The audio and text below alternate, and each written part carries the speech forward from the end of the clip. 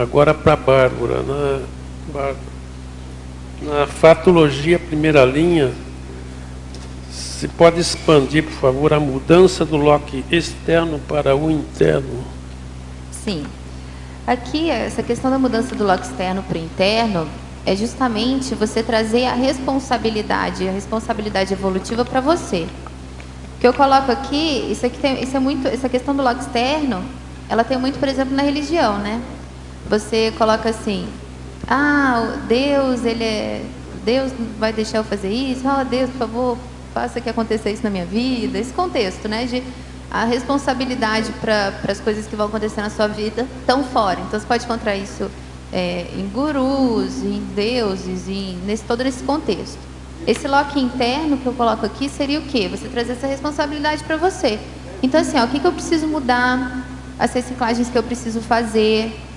Qual que é a minha responsabilidade perante esse meu grupo? Se eu tenho alguma rixa com alguém, algum problema de convivência com alguém, o que eu posso fazer para melhorar? Inclusive nessa questão da convivência também, porque a gente tende a, quando tem alguma coisa com alguém, alguma rixa com alguém, a gente sempre tende a colocar a culpa no outro, né? Então a gente fala assim, não, mas ele fez isso comigo, ele falou isso, ele me magoou, E só que quando você coloca a responsabilidade no outro, você fica sem ação, que aí o outro que vai ter que agir, você não tem que fazer. Então, eu falo também esse lock interno é você trazer essa responsabilidade para você, porque se a responsabilidade é sua, você tem o poder de mudança. Isso leva em conta a autopesquisa, é lógico, né? Isso tem tudo a ver com a autopesquisa. É justamente você se autopesquisar, se autoconhecer, você fazer suas reciclagens, isso tudo está relacionado. Agora, outra coisa, na paradoxologia, esse primeiro paradoxo aqui, o paradoxo de a perda dos ganhos secundários poder gerar ganhos evolutivos. Sim. Esse contexto ele está inserido naquilo quando a gente tem que abrir mão dos ganhos secundários, para a gente começar a ter os ganhos evolutivos. Então, eu vou dar um exemplo.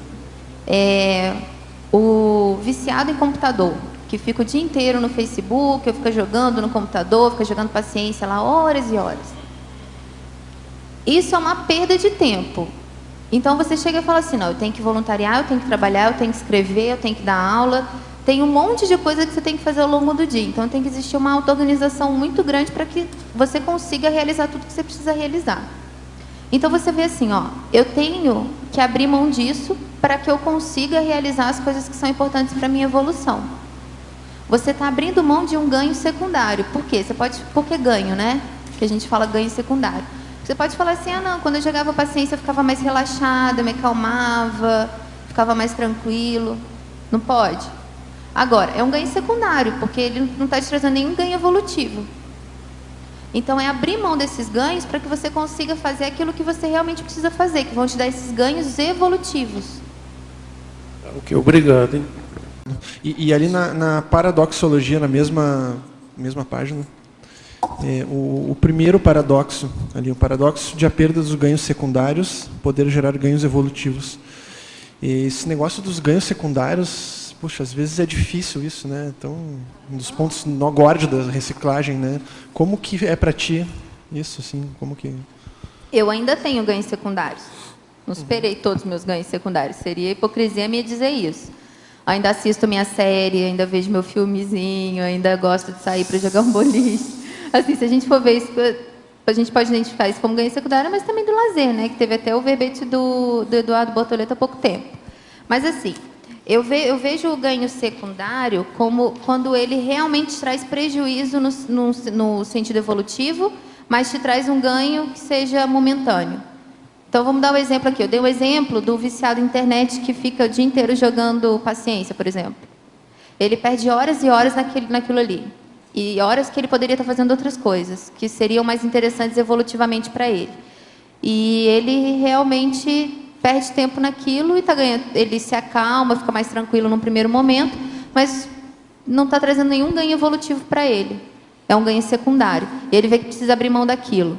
Ou, no caso, uma pessoa, e aí eu já vou mais para o meu contexto, né, já que eu estava falando da questão do álcool, a pessoa que, por exemplo, ela sai e toma uma cervejinha de vez em quando, porque relaxa.